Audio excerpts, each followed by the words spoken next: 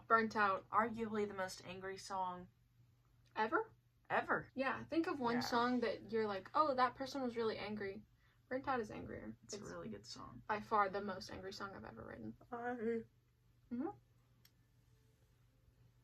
Sorry.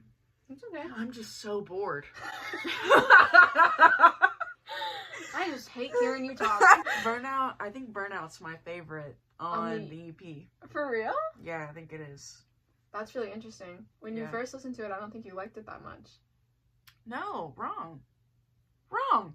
Your first impression? Wrong. Absolutely wrong. I remember hearing you play it on your little piano. And you don't have to be condescending. I just didn't think it was your favorite. Listen. No, I'm just trying to make my point that Setting the I record really straight. like this song. Mm-hmm. I remember sitting in your room and you playing it for me on the piano, and it was, you're right, couldn't fix you, right, shouldn't have tried to. And when it leans into that part, oh my gosh, just like feeling like, yeah, you're right. It's so odd to me because Leanna's never been in a committed relationship before. Leanna doesn't know what it's like. This bitch over here doesn't know what it's like. It's just amazing to me that someone who's never experienced something can capture it so well in a song.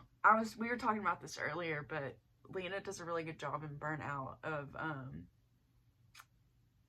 kind of talking about how this person who does you so terribly, does you so wrong, can also be someone that you care a great deal for. Yeah, and love really deeply. Yeah, and I think that's a complex feeling, and I think that's a feeling that a lot of people can't really wrap their heads around if they've never been in that situation before. But you did it perfectly. I mean, I think that there's a lot to be said about, obviously, like, the whole turn of phrase of, like, love is pain, right? That you can love things that hurt you, and also as women and the typical, like, feminine body, right, is conditioned from, like, a young age that people that hurt you, it's just because they like you. Boys that taunt you on the playground, they only do it because they have a crush on you, and so you learn to associate love with pain, and you shouldn't, because men don't. Right. I watched many women that I love and respect and care so much for be wildly abused by the men that they love. You cannot convince them that that man doesn't love them, or that the version of love that they portray isn't good enough. Right. It really fucking sucks to be a bystander of that, but also I'm sure it sucks much more to be in the actual situation. It's a very interesting was very interesting for me to write, I guess, because I had a lot of reference points. I had a lot of different women and friends, family, etc. that I was thinking about while I was writing it, and being like, what do I wish that they would say? If there was no consequences and there was no retaliation from the man, Dobby, in the situation, because it was a headcanon song.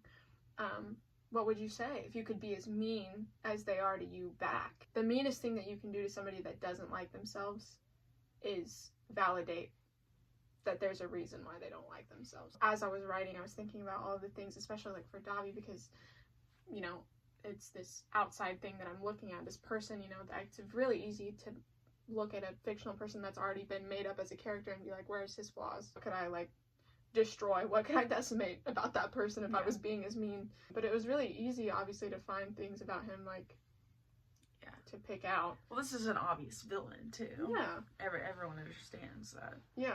This is not a good guy. But God, he's so hot. So hot.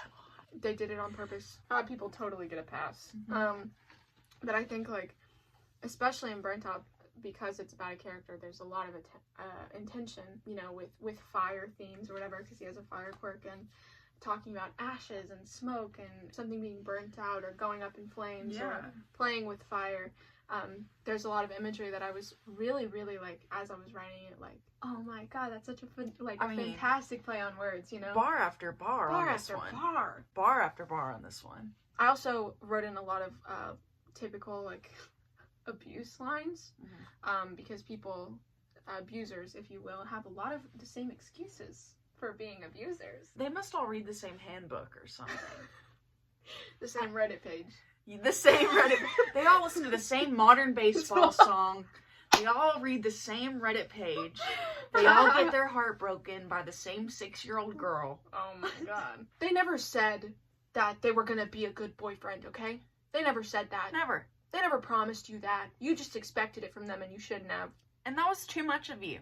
Yeah, to expect that they wouldn't abuse you. That was too much. That was too far. Never forget who you are. And it's second to men.